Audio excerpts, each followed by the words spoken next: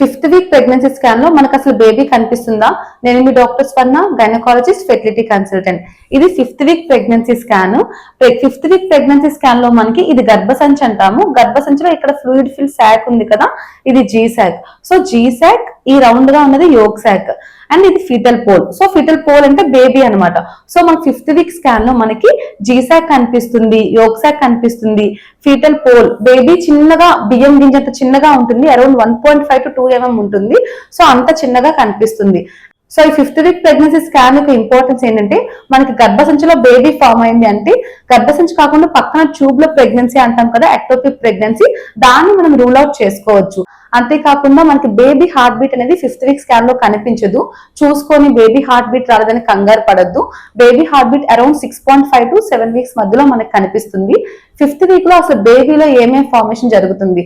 5th week లో మనకి heart tube formation, neural tube formation, అంతేకాకుండా ప్లెజెంటా మాయ అంటాం కదా, అది ఫార్మేషన్ స్టార్ట్ అవుతుంది. హార్ట్ ట్యూబ్ నుంచి బేబీ హార్ట్ డెవలప్ అవుతుంది. న్యూరల్ ట్యూబ్ నుంచి baby brain and spinal cord develop అవుతుంది. అందుకే మనకి ఫోలిక్ యాసిడ్ అనేది చాలా ఇంపార్టెంట్. మనకి ప్రెగ్నెన్సీ ముందు ఫోలిక్ యాసిడ్ స్టార్ట్ చేస్తే చాలా మంచిది. ఇన్ కేస్ మీరు మిస్ అయినట్టయితే ప్రెగ్నెన్సీ కన్ఫర్మ్ అవ్వగానే ఫోలిక్ యాసిడ్ స్టార్ట్ చేయండి. Because folic acid baby brain and spinal cord development కి చాలా యూజ్ అవుతుంది. 5th వీక్ లో సిమ్టమ్స్ ఏమేమి ఉంటాయి ప్రెగ్నెంట్ లేడీస్ కి?